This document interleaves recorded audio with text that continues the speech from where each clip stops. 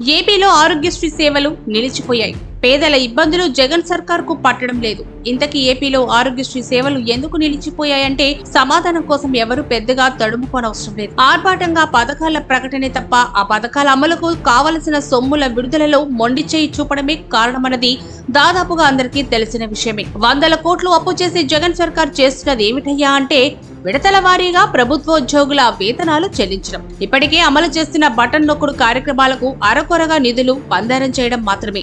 జగన్ విధానాల డొల్లతనానికి బకాయిలు పేరుకుపోయి ఆరోగ్యశ్రీ సేవలు నిలిచిపోవడాన్ని తాజా ఉదాహరణగా చెప్పవచ్చు. తాజాగా సీఎం జగన్ సొంత జిల్లా కడపలో కూడా ప్రభుత్వానికి ఆసుపత్రుల యాజమాన్యాలు షాక్ ఇచ్చి ఆరోగ్యశ్రీ సేవలు నిలిపివేశాయి. అవును, కడప జిల్లాలో ఏకంగా 17 ఆసుపత్రులు ఆరోగ్యశ్రీ సేవలు అందించలేమని చేతులెత్తేశాయి. జిల్లాలో ఆరోగ్యశ్రీ సేవలు అందించే 18 ఆసుపత్రులలో 17 ఆసుపత్రులు ఆరోగ్యశ్రీ సేవలను నిలిపివేస్తున్నట్లు ప్రకటిస్తూ తమ ఆసుపత్రుల వద్ద ఆ మేరకు బోర్డులు కూడా ఏర్పాటు చేశాయి. ఎన్నికల ముంగిట ఈ పరిణామం జగన్ కు పెద్ద ఎదురు దెబ్బగానే చెప్పాల్సి ఉంటుంది.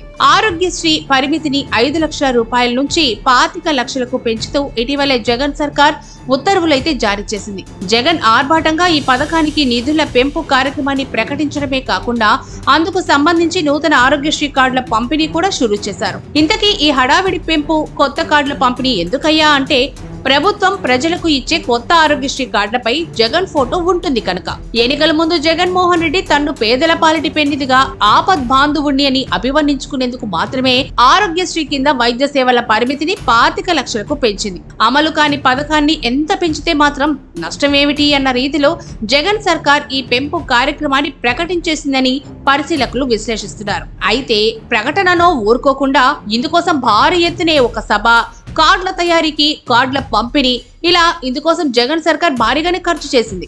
అయితే జగన్ ఈ పథకాన్ని ప్రకటించే సమయానికి రాష్ట్ర వ్యాప్తంగా ఆరోగ్యశ్రీ ఎన్ని ఆసుపత్రులలో అందుబాటులో ఉంది, ఏ జిల్లాలో ఏ సేవలు అందిస్తున్నారు, వైద్య పరీక్షలు, వైద్యం అనంతరం తగిన మందులు కూడా ఆరోగ్యశ్రీలో భాగంగానే అందిస్తారా, మరణ ఆరోగ్యశ్రీ పథకానికి సంబంధించి విధి విధానాలు ఆరోగ్యశ్రీ అమల్లో ఉన్న ఆసుపత్రులకు అందించారా అన్న విషయంలో మాత్రం ఎటువంటి స్పష్టత ఇవ్వలేదు. అలాగే అసలు ఆసుపత్రులకు ఆరోగ్యశ్రీ బిల్లుల బకాయిలు ఎంత, అసలు రమారమి 5 ఏళ్ల పాలనలో ఆరోగ్యశ్రీ పథకానికి కేటాయించిన నిధులెన్ని తదితర అంశాలపై ప్రజల సంగతి అలా ఉంచి కనీసం ప్రభుత్వానికైనా క్లారిటీ ఉందా అంటే జవాబు కోసం వెతుక్కోనవసరమే లేదు. కానీ ఆ ప్రశ్నలకి బదులిచ్చేందుకు ప్రభుత్వం వద్దనైనా సమాచారం ఉందా అంటే పరిశీలకులు లేదని విశ్లేషిస్తున్నారు.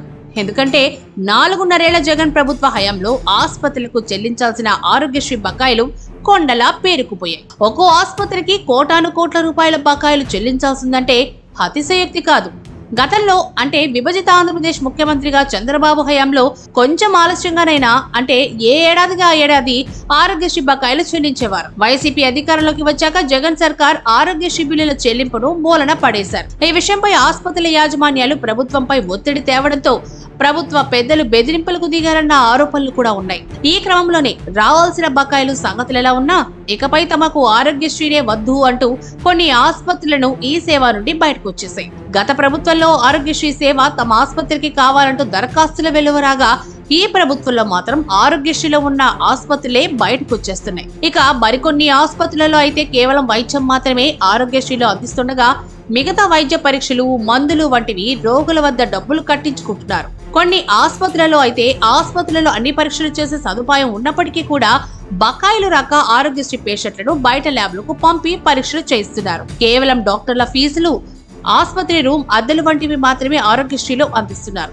ఇక వాటికి ఆసుపత్రుల యాజమాన్యాలు పెట్టుబడులు పెట్టే అవసరం లేకపోవడంతో ప్రభుత్వం నుండి బకాయిలు ఎప్పుడొచ్చినా తమకు నష్టం ఉండదు అన్న ఆలోచనతో ఇలా ఆరోగ్యశ్రీలో కొనసాగుతున్నాయి. ఎక్కువ శాతం ఆసుపత్రులైతే ప్రభుత్వం మారకపోతుందా, కొత్త ప్రభుత్వంలో అయినా బిల్లులు రాకపోతాయా అని కొనసాగిస్తున్నారు. మరి ఇలాంటి పరిస్థితిలో ఆరోగ్యశ్రీని 25 లక్షలకు పెంచినా ప్రయోజనం ఏమిటి అన్న ప్రశ్నలు వినిపిస్తున్నాయి. గతంలో జిల్లాకు 10ల సంఖ్యలో ఉన్న ఆరోగ్యశ్రీ ఇప్పుడు జిల్లాకు 10 కూడా లేకపోగా ఉన్న వాటిలో కూడా వైద్యం అంతంత మాత్రమే. మరి ఈ పరిస్థితిలో ఆరోగ్యశ్రీ పరిమితిని 5 లక్షల నుంచి ఏకంగా 25 లక్షలకు పెంచేస్తూ ప్రభుత్వం తీసుకున్న నిర్ణయం వల్ల ప్రయోజనం ఏమైనా ఉందా అంటే ఉంది.